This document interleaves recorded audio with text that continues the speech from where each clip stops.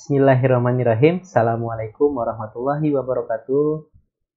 Teman-teman, pada pertemuan ini kita akan mulai dari bab 1 kita, yaitu tentang sistem indera. Dan pada materi sistem indera ini kita akan memulai dari indera pendengaran pada manusia. Sebelum itu, mari kita renungkan ayat Al-Quran yang Ustadz kutip ya. Di sini dari Al-Quran surat Al-Baqarah ayat 16 sampai 20. Yuk kita baca bareng-bareng. A'udzu billahi minasyaitonir rajim. Bismillahirrahmanirrahim. Ulaika alladzina ishtaraw ad-dalalata bil huda fama rabihat tijaratuhum wama kanu muhtadin. Mathaluhum kamathalil ladzi istawqada nara falamma adaa'at ma hawlahu dhahaballahu binurihim wa tarakahum fi dhulumatin la yubsirun. Summum bukmun umyun fahum la yarji'un. Aw kasayyibin minas samaa'i fihi dhulumatun wa ra'dun wa barq يجعلون أصابعهم في آذانهم من الصواعق حذر الموت والله محيط بالكافرين يكاد البرق يخطف أبصارهم كلما أضاء لهم مشوا فيه وإذا أظلم عليهم قاموا ولو شاء الله لذهب بسمعهم وأبصارهم إن الله على كل شيء قدير. Kenapa Ustadz mengutip ayat ini? Karena di ayat inilah Allah menceritakan tentang orang-orang yang membeli kesesatan dengan petunjuk. Ya, jadi petunjuknya ditukar dengan kesesatan. Mereka lebih memilih kesesatan. Siapa sih yang dimaksud di ayat ini? Ya, sebelumnya Allah menyinggung tentang orang-orang kafir. Nah, mereka Allah umpamakan seperti orang yang menyalakan api, lalu apinya itu Allah hilangkan cahayanya. Ya, sehingga ketiadaan cahaya membuat mereka menjadi kegelapan, tidak dapat melihat. Bayangin kamu ada di sebuah ruangan di kamar misalnya hampa gitu ya, tertutup, terkunci, tidak malam-malam nggak ada cahaya sedikit pun, mati lampu, nyalain lilinnya mati, gelap banget ya. Dan rasanya itu seperti kita itu nggak bisa lihat apa-apa, kita ngomong juga nggak ada yang dengar, bahkan telinga kita tuh seperti tidak mendengar apa-apa. Nah, ini itu hanya perumpamaan yang sangat ringan, karena yang Allah umpamakan ceritakan di sini itu jauh lebih ekstrim lagi gitu ya. Mereka itu tuli, bisu dan buta. Sampai-sampai mereka nggak tahu mau jalan kemana gitu ya. Yaitu jalan yang benar.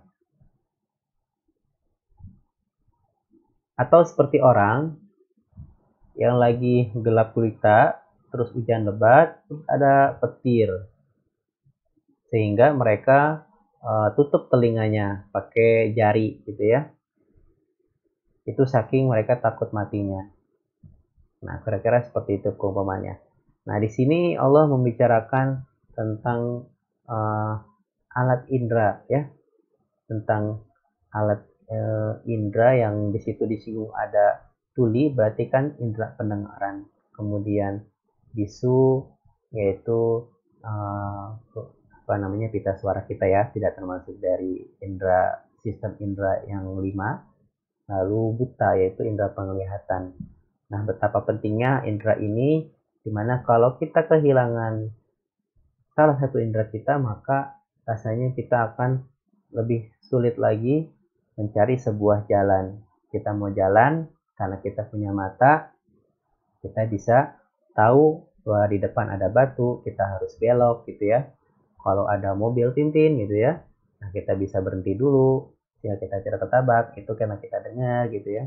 Nah, bayangin kalau kita nggak punya itu semua, betapa sulitnya ya kalau misalnya kita ngeliat ada orang yang buta, apalagi dia tuli. Nah, sangat susah, sangat sulit sekali ya. Buta aja cari jalan harus pakai tongkat dan harus dipandu.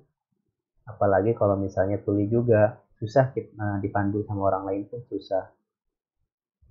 Ya, intinya kita harus bersyukur sekali karena sudah diberikan nikmat berupa alat indera ya yang sudah Allah berikan kepada kita. Dan kali ini supaya kita lebih bersyukur, kita akan pelajari lebih dalam tentang telinga. Nah, telinga ini fungsinya seperti teman-teman tahu itu untuk mendengar. Tapi tahu nggak selain untuk mendengar juga, telinga ini fungsinya untuk menjaga keseimbangan loh.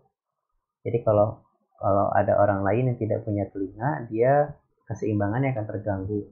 Contohnya gini deh, kamu coba tepuk yang kencang ke telinga kamu, buk gitu ya.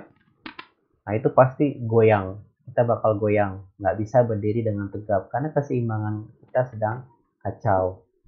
Atau kalau kita habis dengar suara yang terlalu besar gitu ya, boom, nah itu pasti goyang, ya, karena keseimbangan kita terganggu yang ada di telinga kita.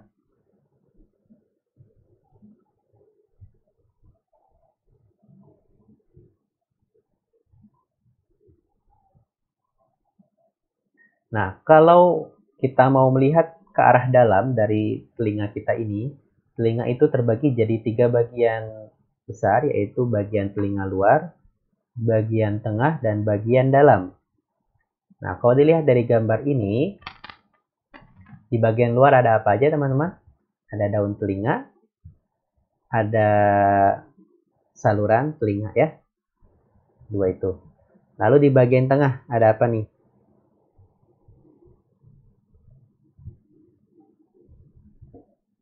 Nah, saya dari sini ya. Ini ada tulang malleus martil ya. Sebelumnya ada gendang telinga dulu. Di dalam gendang telinga ada tulang martil. Lalu masih di tempat yang sama juga ada tulang landasan dan ada tulang sanggurdi. Baru kita masuk ke telinga bagian dalam. Di dalamnya ada apa aja nih? Ada syaraf pendengaran. Cara pendengarannya ada di dalam rumah siput. Kok rumah siput? Emang ada siput di telinga kita ya? Enggak ya?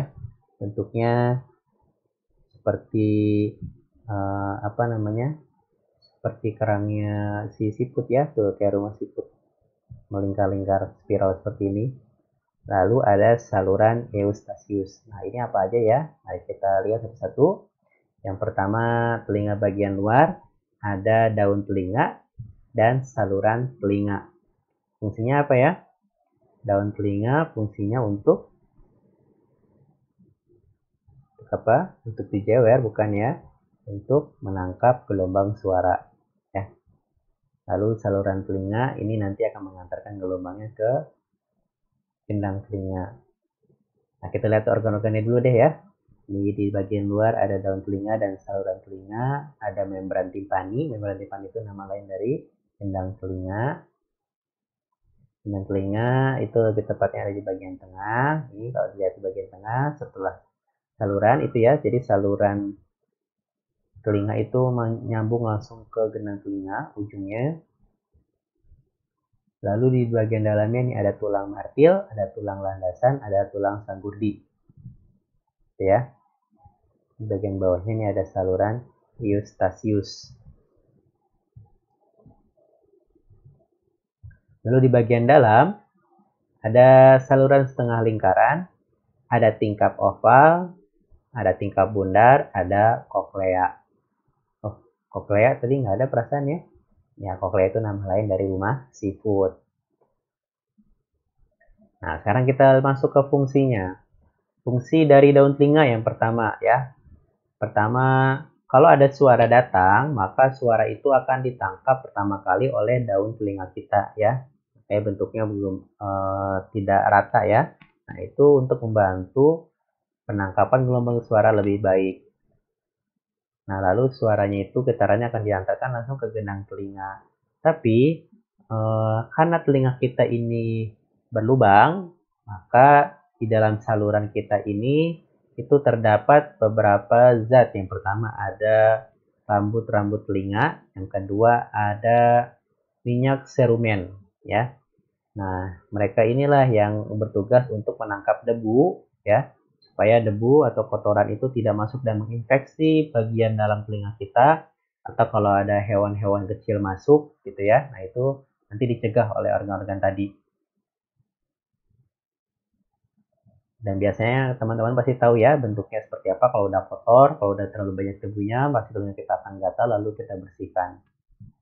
Bagian tengah ada gendang telinga atau nama biologinya membran timpani. Nah, dialah yang nanti akan menangkap gelombang suara yang sudah diambil oleh si daun telinga kita dan mengubahnya menjadi getaran. Getaran ini diteruskan ke tulang telinga. Tulang telinga yang 3 tadi ya, si trio tulang telinga kita sebutnya. Nah, namanya apa aja? Ada tulang martil, ada tulang landasan, dan ada tulang sanggurdi. Atau nama lainnya malleus, inclus, dan stapes. Gitu ya.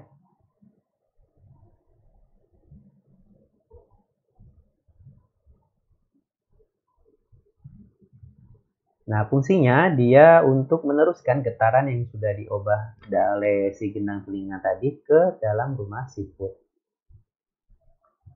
Lalu ada saluran Eustachius. Ini fungsinya buat apa sih? Fungsinya itu buat menghubungkan ruang telinga tengah dengan rongga mulut. Oh, jadi ternyata mulut kita ini terhubung dengan telinga kita. Ya, betul ya. Supaya kalau ada tekanan udara yang terlalu besar, nah itu bisa dikeluarkan lewat mulut kita.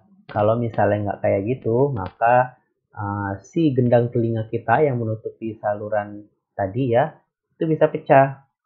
Sama kayak balon, kalau gasnya udah terlalu banyak kan pecah pasti ya si balonnya. Nah, gendang telinga kita juga kalau misalnya di dalam ada tekanan udara yang terlalu besar bisa pecah gendang telinga kita. Nah, untuk itu tekanannya bisa dibuang lewat mulut kita.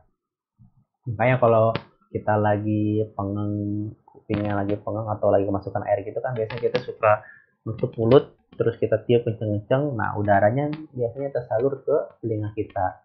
Makanya teman-teman ya, ini saya kasih tahu sebuah rahasia. Kalau teman-teman punya handphone ya, terus ada bunyinya gitu ya. Nah, bunyinya itu kamu masukkan di speakernya, kamu masukkan ke dalam mulut. Nah, terus kamu tutup kupingnya dan kamu tutup yang kencang si mulut kamunya, maka si bunyi tadi kan masuknya lewat mulut ya. Nanti akan nyambung tuh ke telinga kita dan rasanya seperti kita sedang memakai headset gitu ya. Jadi suaranya langsung nyambung ke sini walaupun padahal kita tutup si telinganya dan suaranya masih lewat mulut. Cobain ya, tapi jangan lama-lama, takutnya berbahaya. Terus di bagian dalam ada rumah siput. Nah, rumah siput ini fungsinya buat apa sih? Atau si koklea ya kita sebutnya. Di dalam koklea inilah terdapat fonoreseptor atau sel-sel syaraf yang bertugas untuk merespon gelombang udara ya yang nanti akan disampaikan langsung ke otak. Lalu ada saluran gelang atau labirin. Itu terdiri dari saluran setengah lingkaran yang berfungsi untuk mengetahui posisi tubuh ya. Nah, inilah yang menjadi tugas menjadi bertanggung jawab sebagai alat keseimbangan tubuh kita. Jadi, kita bisa simpulkan bahwa telinga ini terbagi menjadi 3 bagian, yaitu bagian luar, bagian tengah, dan bagian dalam.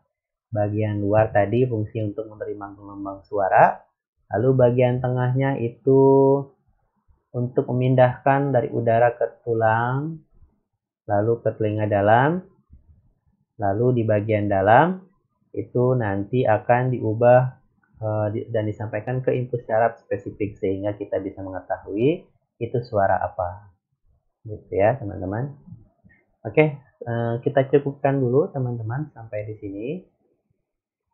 Mari kita ketemu lagi nanti di kegiatan kelas yang pastinya akan lebih seru, tidak ceramah seperti sekarang. Kita tutup dulu dengan doa kafatul majlis. Subhanakallahumma bihamdika asyhadu an la ilaha illa anta astaghfiruka wa atubu ilaik. Assalamualaikum warahmatullahi wabarakatuh.